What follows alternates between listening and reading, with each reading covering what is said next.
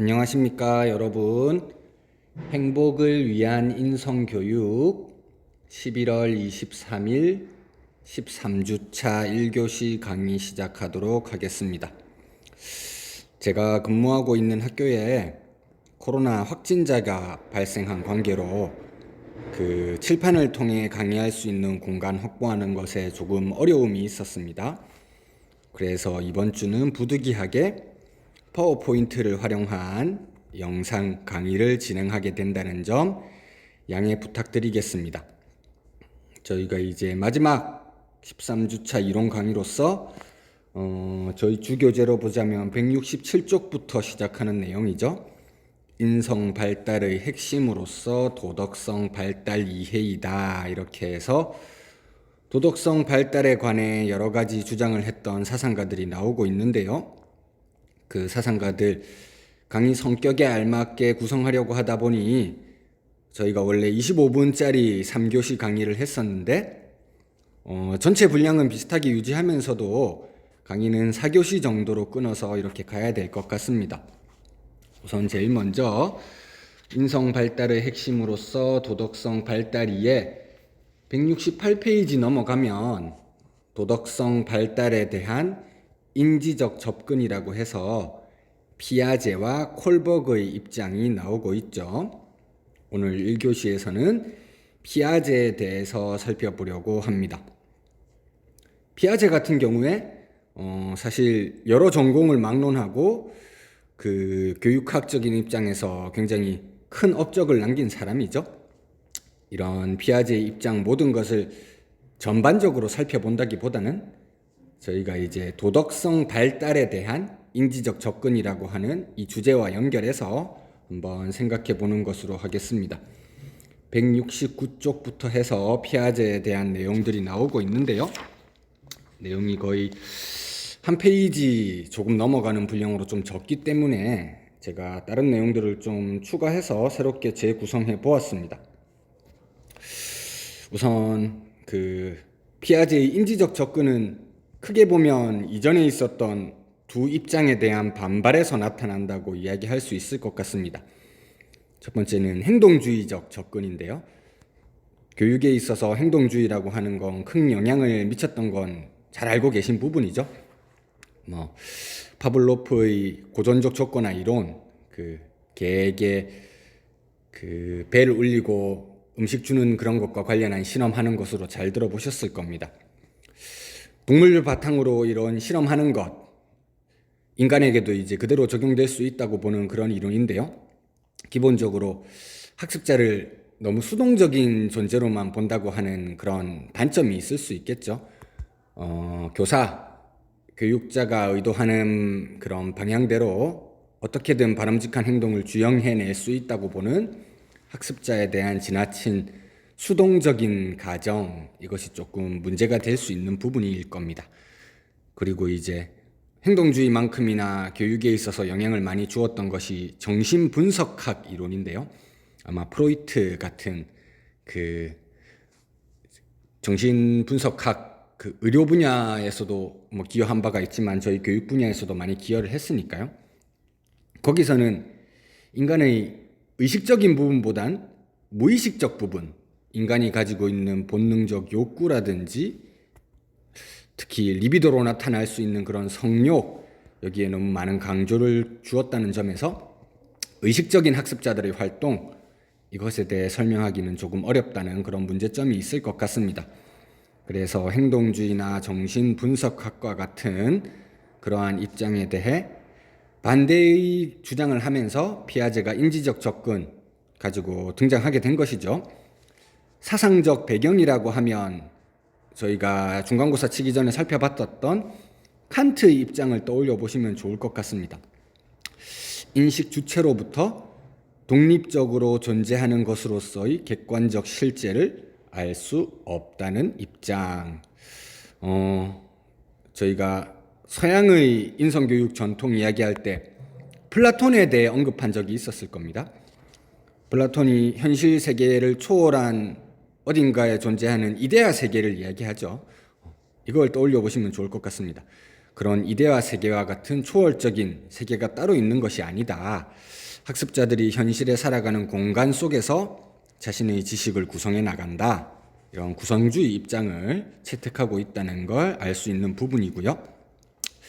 구성주의가 가능하기 위해서 이제 인간, 학습자들이 이미 가지고 있는 그러한 요소가 있어야 되겠죠. 이미 칸트에게서부터 피아제는 이런 부분에 영향을 받고 있습니다.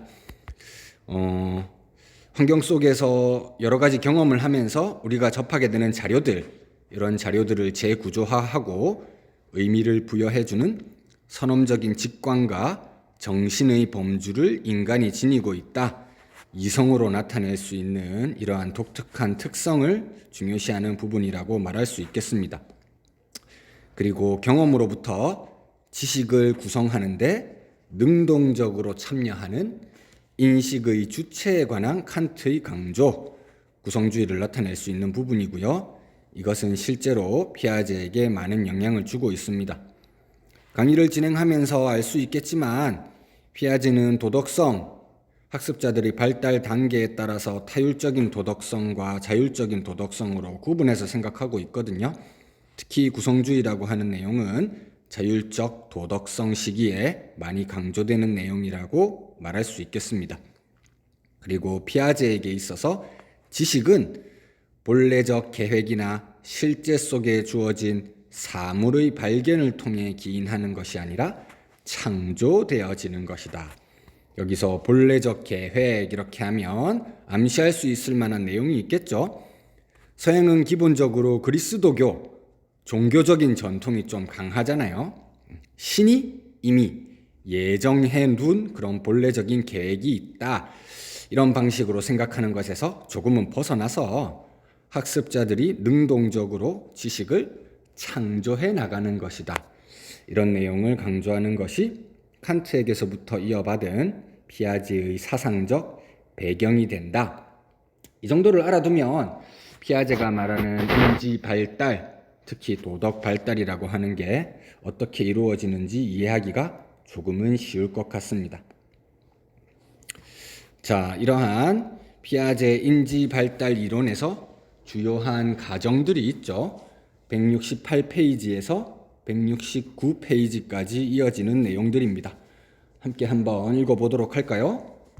피아제가 볼 때 물론 콜보그도 마찬가지고요. 도덕성의 가장 본질적이고 핵심적인 요소는 인지입니다. 이성적인 측면을 강조하고 있는 것이죠. 그렇기 때문에 도덕성의 핵심은 정서나 행동이라기보다는 도덕적 인지이며 그것은 도덕 원리나 추론으로 나타나는 것입니다.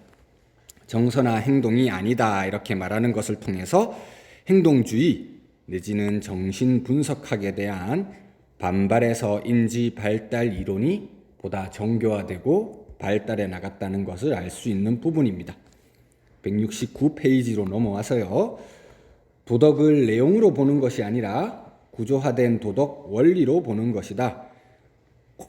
칸트 경우에도 마찬가지였었죠. 구체적인 내용을 강조한다기보다는 정언 명령과 같은 원리, 형식을 강조한다는 것, 피아제도 그대로 이어받고 있는 부분입니다.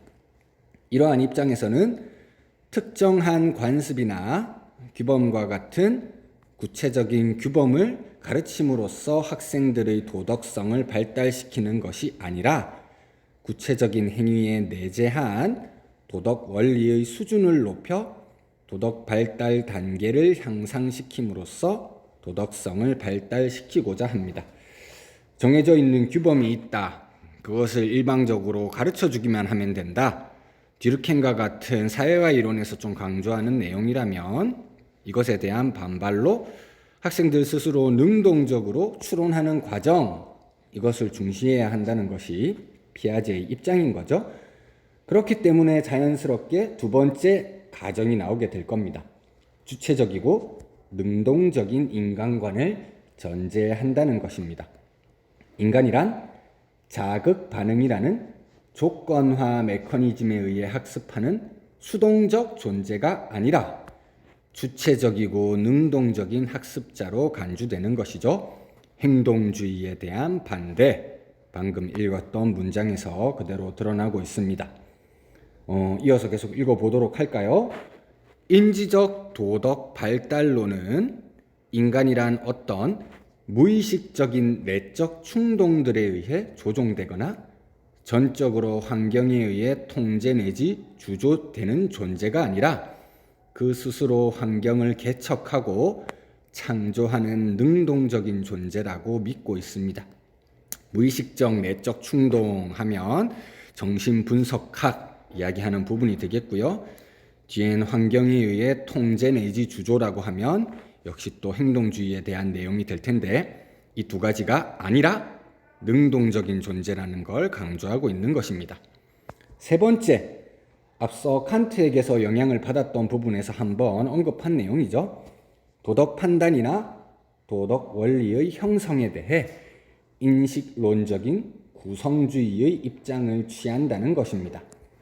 정신분석학이나 행동주의, 사회학습 이론에서는 도덕 발달을 동일시 보상, 벌 등이 작용하여 부모의 가치나 문화적 규범을 내면한 산물로 보고 있습니다.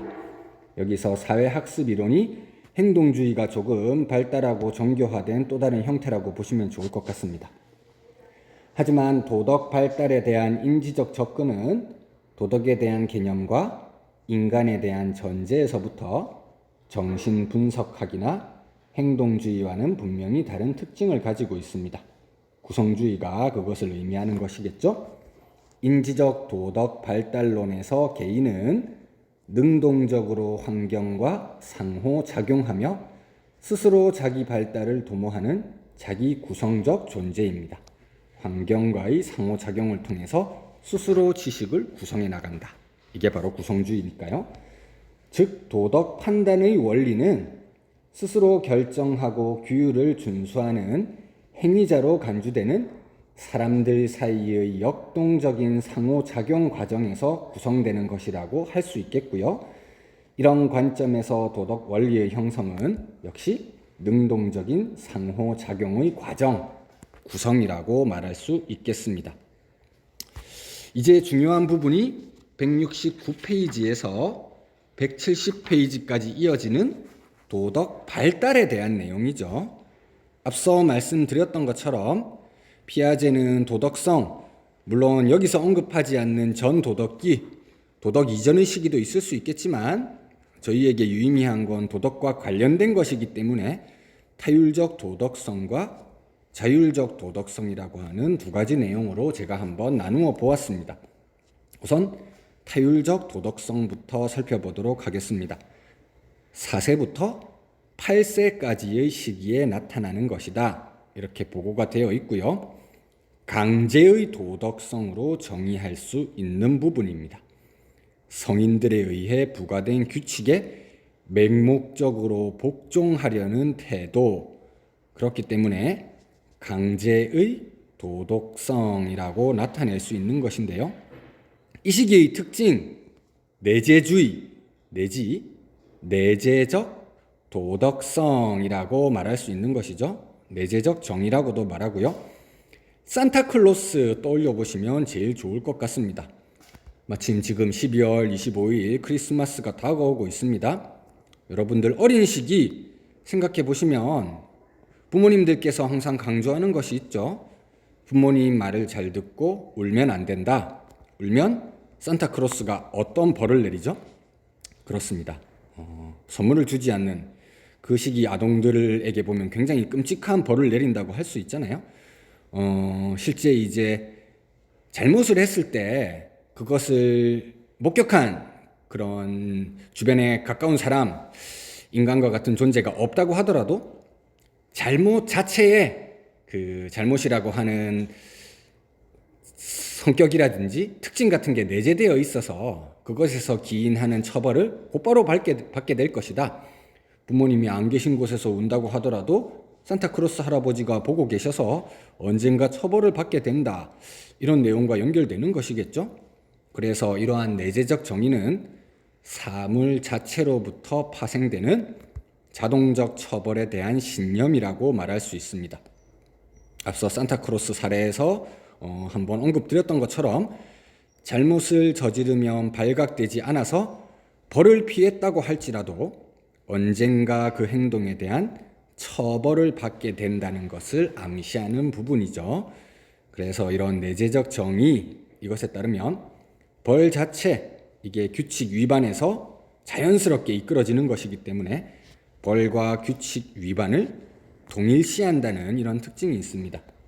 외부의 두려운 존재, 벌을 내릴 수 있기 때문에 비도덕적으로 살면 안 된다, 이렇게 생각하는 강제의 도덕성, 타율적 도덕성 시기에 나타나는 것이라고 말할 수 있겠습니다.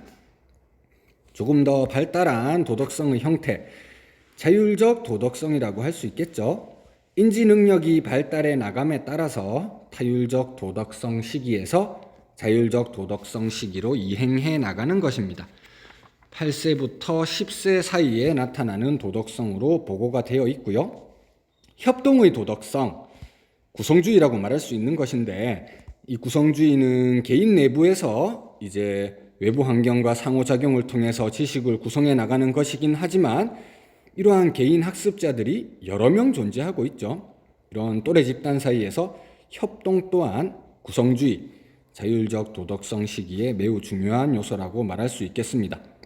그래서 협동의 도덕성, 이것은 또래 집단 사이에서 상호 존중에 근거한 도덕적 규칙들이라는 도덕에 대한 새로운 개념에 도달하게 해주는 것입니다. 앞서 타율적 도덕성을 내재적 정의라고 하는 표현으로 나타내 보았다고 한다면, 자율적 도덕성은 평등주의적 정의라고 하는 표현으로 나타낼 수 있겠습니다. 이 시기의 아동들은 자신의 정의를 발달시켜야 하는 것과 성인의 권위에 대한 일면적 존중 사이의 대결 속에서 갈등하게 되는데요. 이런 갈등이 지속되어 나가는 과정 속에서 단순히 성인의 권위에 대해 일방적으로 복종하는 것뿐만이 아니라 동등한 인격체들 사이에서 평등하게 도덕성을 구성해 나가는 과정, 이것이 중요하다는 걸 인식할 수 있게 되는 것이죠. 그래서 평등주의적 정의는 나이가 증가함에 따라 성인의 권위에 대한 복종을 대체하는 것이며 아동들 사이의 연대감에 상응하여 발달하는 것이다, 이렇게 설명을 내리고 있습니다. 자, 콜버그 같은 경우도 이제 인지적 접근과 연결될 수 있는 그런 학자라고 말할 수 있는데요. 계속 이어서 하면 시간상으로 조금 길어질 수 있는 우려가 있어서 제가 앞서 말씀드렸던 것처럼 이번 주 강의는 4차 시로 한번 구분을 해보았거든요. 그래서 잠시 휴식을 하셨다가 콜버그 부분은 2교시에 이어서 진행해 보도록 하겠습니다.